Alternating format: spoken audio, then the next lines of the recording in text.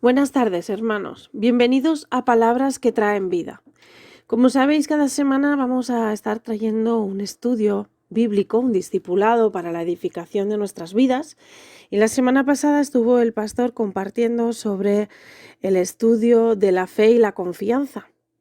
Esta semana, en nuestra segunda semana de Palabras que traen vida, vamos a hablar de, como título, Dios, ¿cuándo me prestarás atención? Nos vamos a basar en una historia bíblica con un personaje muy importante, que es Juan el Bautista. Para situarnos un poquito en la historia, vamos a estar escudriñando un poco en cuándo nació, dónde vivió y cuál fue su ministerio y su trayectoria. La primera historia que vamos a ver, antes de conocer a Juan, tiene que ver con la historia de Herodes el Grande. ¿Quién era Herodes el Grande? Porque hay muchos Herodes en la Biblia y podemos confundirlos incluso.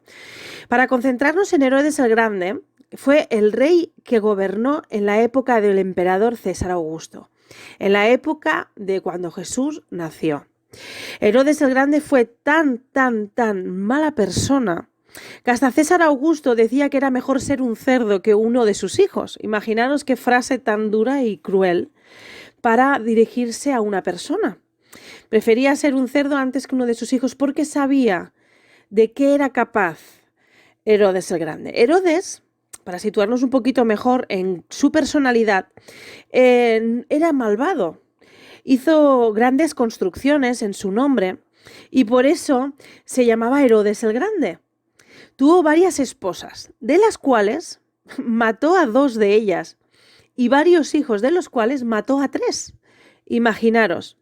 Un hombre cruel, mató a algunas de sus esposas, a 3 de sus hijos y tuvo 6 suegras, de las cuales mató también a una. Este hombre fue el mismo al que los magos de Oriente le llegaron y le hablaron en Jerusalén había nacido un rey. Imaginaros qué malvado llegó a ser ese hombre, que pensó que su reinado estaba en peligro y mandó a matar a todos los niños menores de 2 años. Como dice la historia, fue un hombre muy malvado. Pero para situarnos un poquito para situar a Juan el Bautista en la época de Herodes. Herodes tuvo 3 hijos. El de la primera esposa, que se llamaba Herodes Felipe, ese no reinó nunca. Luego tenía un segundo hijo de su segunda esposa, Herodias, que se llamaba Herodes Antipa, que gobernaba en Galilea y en Perea. Y su tercer hijo, Herodes Arquelao, que estuvo reinando en Judea y en Samaria. Nos situamos un poquito porque ahora vamos a hablar específicamente de su primero y de su segundo hijo. Su primer hijo, que no reinaba, se casó con una mujer que se llamaba Herodias. Pero mirad hasta qué punto esa mujer actuó mal. Dejó a su marido, a Herodes, y se fue con su cuñado, Herodes Antipa, el que era gobernador de Galilea. El pueblo que gobernaba Herodes Antipa por línea patriarcal, se la había cedido su mismo padre.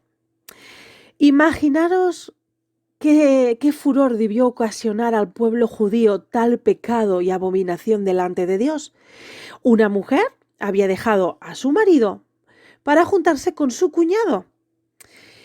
Aquella mujer se paseaba como la reina de Galilea y paseaba por los palacios y por las calles de Galilea. Y cuando la gente la miraba, verdaderamente era un estupor. Pero vamos a situar ahora en escena a este personaje principal de nuestra historia, que era Juan el Bautista. Para describir un poco cómo era Juan el Bautista era un profeta en ese tiempo que vivía en el desierto. Era un poco extraño porque le gustaba vestirse con pieles, comía langosta, como dice la palabra, pero era una persona muy recta, que encaraba con la maldad. Y el mensaje principal de Juan era: arrepentiros de vuestros malos caminos, dejar de hacer lo malo y vengan y bautícense. Esa era su palabra principal para todos los judíos de Galilea. Por eso se llama Juan el Bautista, porque fue el primero que usó ese símbolo de lavarnos de los pecados y renunciar a la vida del mundo. Era una persona famosa, de buen aspecto y agradable a la gente. La gente empatizaba enseguida con Juan el Bautista. Incluso el mismo Herodes el Grande y Herodes Antipas, su hijo, lo tenían por buen hombre y fiel, temeroso de Dios. Le tenían en consideración. Además, es muy importante reconocer y acordarnos que Juan el Bautista era primo de Jesús. Sabéis que su madre María y la madre de Juan el Bautista, Elizabeth, eran primas. Entonces, Juan el Bautista tenía sobradas razones para condenar aquel matrimonio de Herodes y de Herodias. Además, era ilegal e inmoral delante de la ley judía. Juan condenaba este hecho públicamente y a gritos hasta que la mujer de Herodes, Herodias, lo vio y lo escuchó. Imaginaros cuál fue la rabia de esa mujer viéndose condenada por un hombre para ella inferior. Si leemos en Marcos 6, 17 y 20, podemos situarnos mejor en la historia conforme la palabra la lee. Vamos a leerla. Marcos 6, del versículo 17 al 20. Dice, pues Herodes había enviado soldados para arrestar y encarcelar a Juan, para hacerle un favor a Herodias.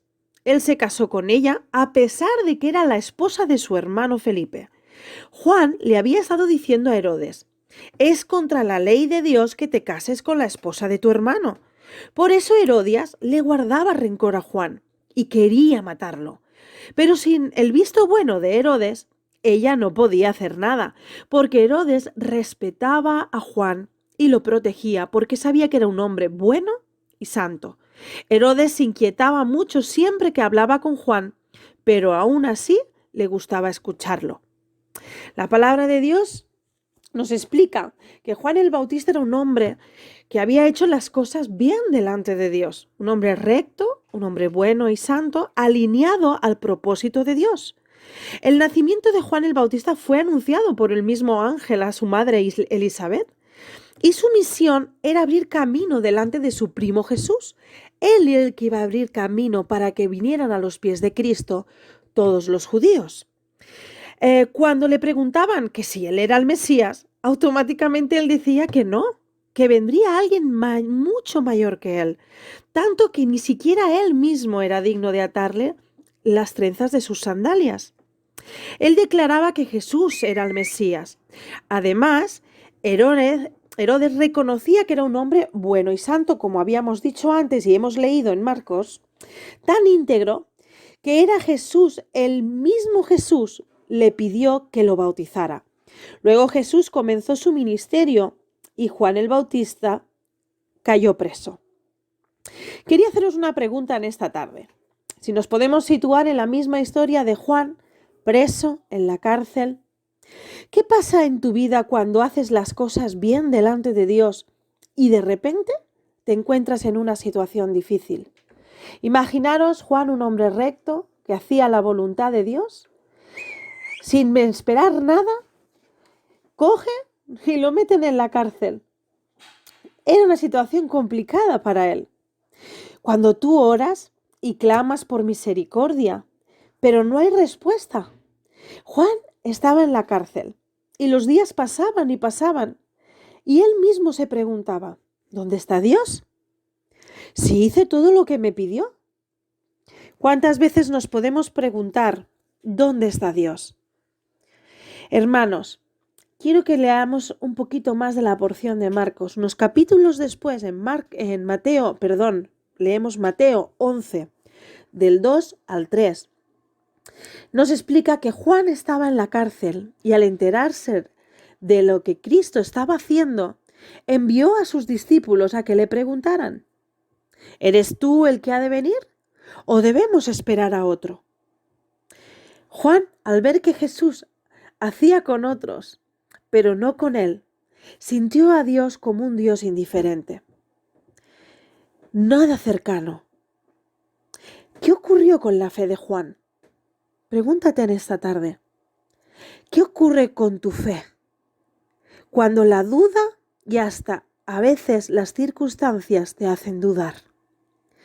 Su fe fue afectada por las circunstancias, pero eso es un error. porque las circunstancias, los problemas, las situaciones difíciles no deben apagar nuestra fe. Aun las cosas buenas pueden hacernos perder la fe. ¿Sabéis por qué? Porque podemos pensar que somos autosuficientes, que nosotros podemos hacer las cosas por nosotros mismos.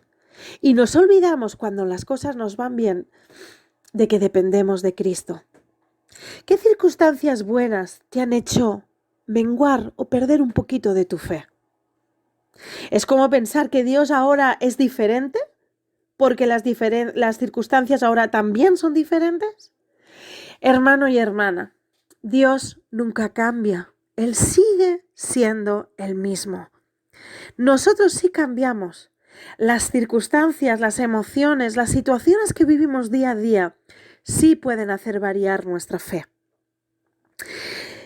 Te quiero dar una noticia por si no lo sabías, pero somos egoístas por naturaleza.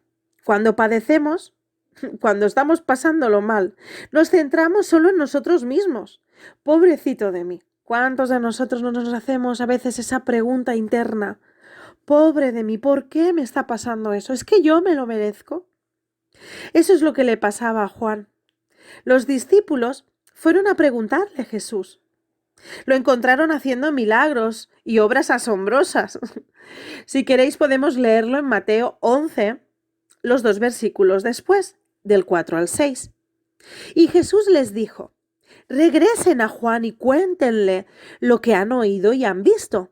Los ciegos ven, los cojos caminan bien, los leprosos son curados, los sordos oyen, los muertos resucitan y a los pobres se les predica la buena noticia.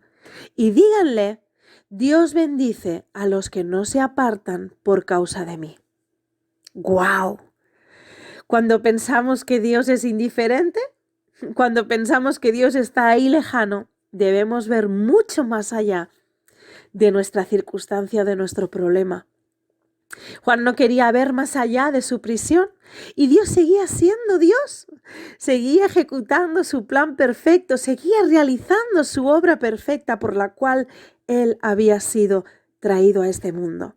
Incluso tu prisión, nuestra prisión, es parte de un plan perfecto, es solo un punto del cuadrado que está completo. Solo hay que verlo desde otra perspectiva. Dios bendice, Él no olvida, no es indiferente, nunca te dejará ni te desamparará, dice su palabra. Que tu circunstancia no haga que tu fe mengue, sino que tus circunstancias nos dejen ver y poner nuestros ojos en el autor y consumador de nuestra fe. Juan estaba en la cárcel por causa de Jesús. Era parte del plan de Dios para él, para que él hubiera abierto camino delante de Jesús y Jesús tuviera la puerta abierta para poder predicar y convertir a los judíos.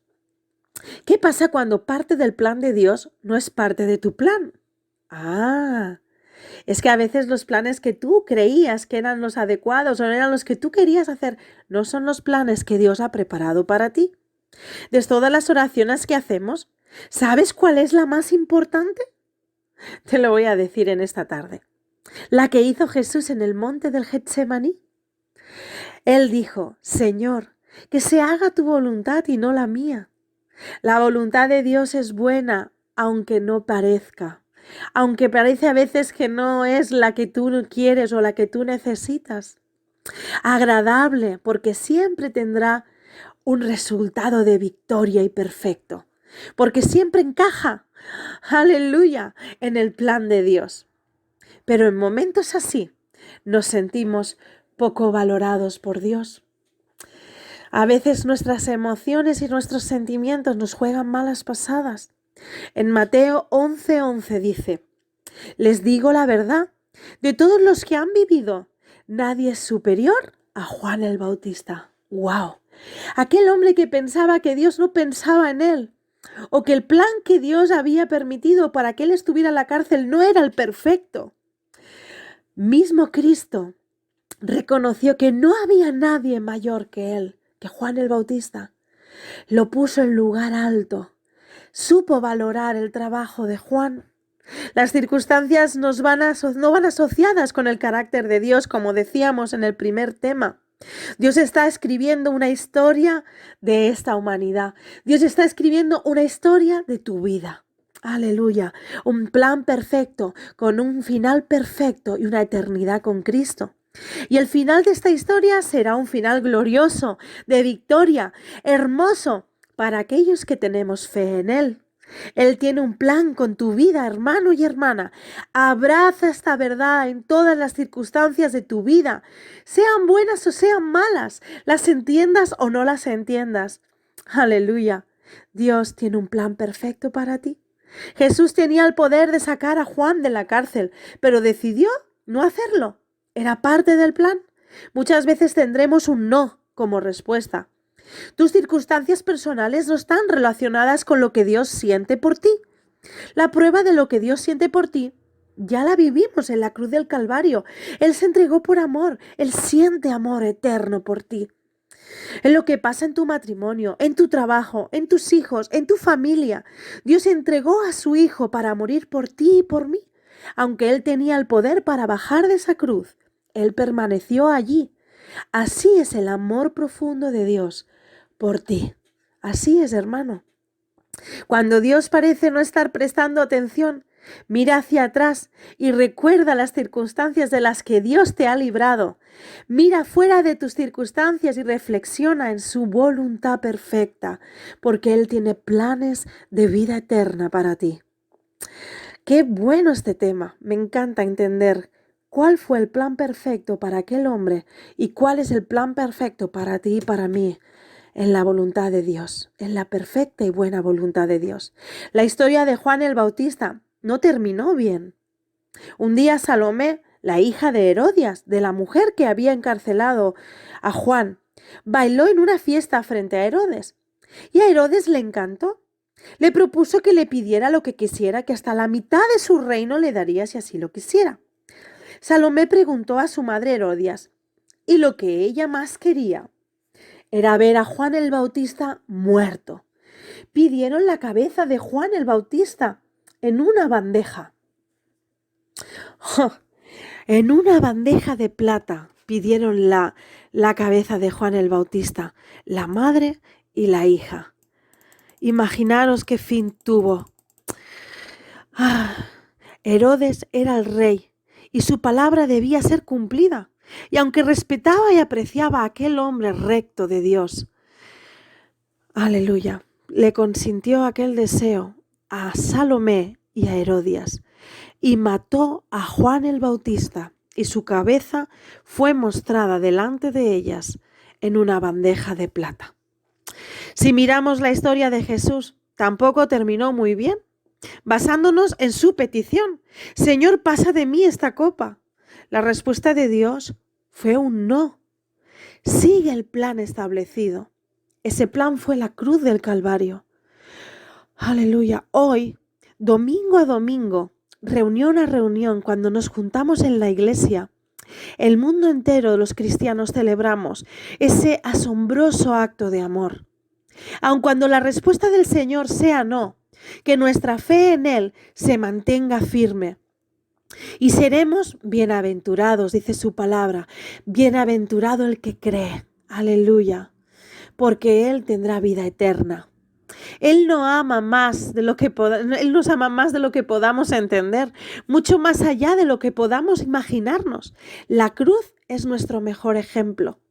Que las circunstancias no te hagan dudar del amor de Jesucristo. Que las circunstancias y los problemas que estamos pasando no nos hagan dudar del plan perfecto de Dios para tu vida y para mi vida. ¿Qué haremos esta semana? Me encantaría que en cada uno de estos estudios, semana tras semana, podamos estudiar la palabra, podamos escudriñar cada versículo que leemos, que podáis tomar apuntes. Y quería dejaros unas frases, unas preguntas, como unos deberes para esta semana. Esta semana recuerda esas circunstancias difíciles de las que Dios te ha sacado. Y da gracias al Señor por eso. Está muy bien que analicemos de dónde Dios nos ha sacado, de las cosas que Dios nos ha librado y tengamos un corazón agradecidos como hijos de Dios. Mira más allá de tus circunstancias actuales, mira en lo que estás viviendo en este momento, pero mira más allá de esa necesidad. A veces a nuestro alrededor hay necesidades más urgentes a las que debemos poner atención y pedirle que la misericordia de Dios nos alcance y alcance otras vidas. Reflexiona en la voluntad del Señor. Está bien que podamos decir, Señor, ¿cuál es tu voluntad en este tema, en este problema, en este pensamiento, en las preguntas que a veces me invaden? ¿Qué debo hacer? ¿Qué es lo que quieres que haga? Recuerda que tus circunstancias son parte de un plan perfecto, escrito y diseñado por el Creador de tu vida. Pues hasta aquí, hermanos. Queremos que Dios os bendiga y hasta el próximo miércoles en estos temas que estamos dando de palabras que traen vida. Espero que el Señor os bendiga y podáis estudiar y leer la palabra en esta semana. En el nombre de Jesús. Amén.